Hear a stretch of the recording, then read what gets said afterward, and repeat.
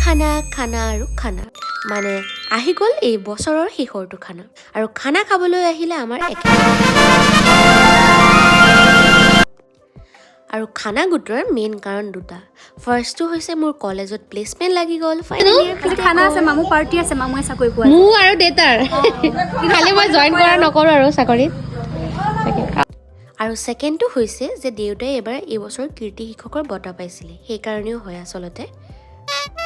আৰু ইয়াৰ প্ৰিপেৰেশ্যনৰ মাজত আমাৰ মস্তি মজা